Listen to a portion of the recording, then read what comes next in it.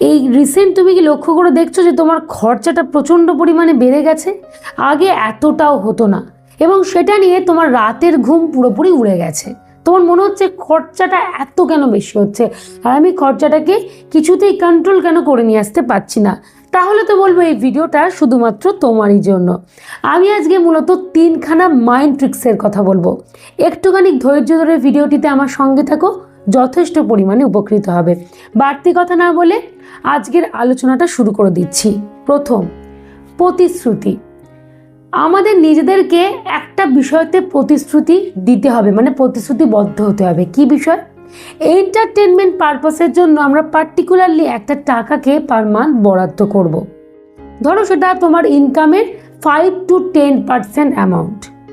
এই টাকাটা তোমাকে বরাদ্দ করে নিতে হবে, এবং তোমাকে নিজেকে এটা ভাবতে হবে বা প্রতিশ্রুতিবদ্ধ হতে হবে যে এর থেকে বাড়াবাড়ি আমরা করব না।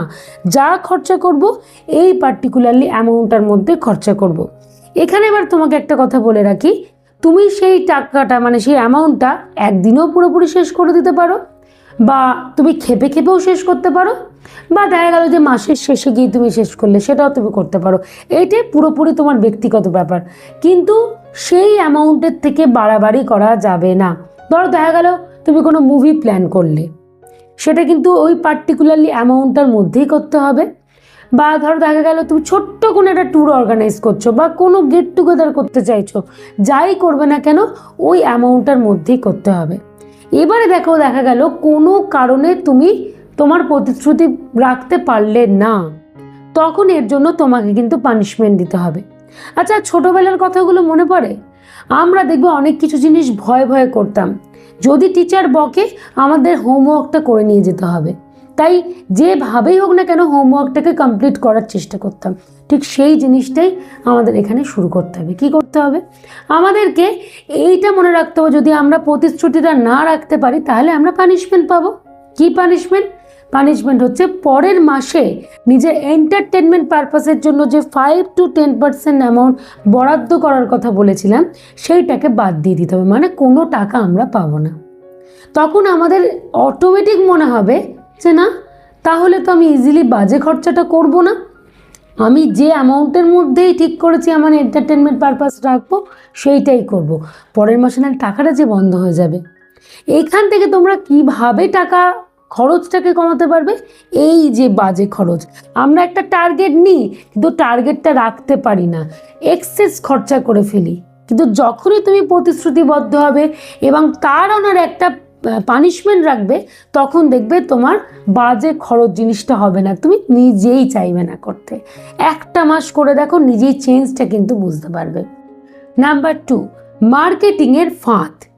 এখনকার দিনে সোশ্যাল মিডিয়ার যুগ, অনলাইনের যুগ। আমরা সবসময় দেখবে মোবাইল ফোন স্ক্রোল করি এবং বিভিন্ন রকম দেখি জিনিসপত্র, কেনাকাটার জিনিস দেখি, সব কিছু আমরা দেখি। দেখবে তুমি যে জিনিসগুলো ক্রমাগত দেখতে থাকবে না অনলাইনে, সেই সারাউন্ডের জিনিসই তোমার সামনে আসছে, মানে তোমার ফিডে কিন্তু বারংবার আসছে। তোমার ফিডে বারংবার আসা মানে দেখা গেল 10 বার এসছে, তুমি 8 বার হয়তো স্কিপ করে দিয়েছো, 2 বার হলেও তুমি কিন্তু ক্লিক করবে। ক্লিক করা মানে দেখা গেল কোনো একটা জিনিস পছন্দ তোমার হয়ে গেল, আর হুট করে তুমি কিনে ফেললে। এইটাই তো মার্কেটিং স্ট্র্যাটেজি। তারা এমনভাবে সব কিছুকে সিস্টেমটা তৈরি করে যেন তারা একটা লোভ দেখাচ্ছে তোমাকে। আর আমরা বারংবার লোভে না পড়লেও একবার না একবার হয়ে লোভের বশবর্তী হই, গিয়ে দেখা যায় একটা অপ্রয়োজনীয় জিনিস আমরা বাড়িতে কিনে বাড়ির জায়গাটাকে বন্দি করে রেখে দিচ্ছি। সেইটা ঠিক হচ্ছে না, এর ফলে কি হচ্ছে? খরচা বেশি হয়ে যাচ্ছে। তাই কোনো রকম লোভের ট্র্যাপে পা দিলে আমাদেরকে চলবে না। যতটুকু আমার প্রয়োজন, যতটুকু আমার লাগবে, ততটুকুই আমাদেরকে পারচেস করতে হবে, ব্যাস। তাহলে বাজে খরচা জিনিসটা কিছুতেই হবে না। Number 3, profit. সব কিছুতে মূলত খরচার ক্ষেত্রে তোমাকে কিন্তু প্রফিট জিনিসটা দেখতে হবে। মানে কি? আচ্ছা, আমি যে এই জিনিসটা কিনছি, আমি এখান থেকে কিছু প্রফিট করতে পারবো কি?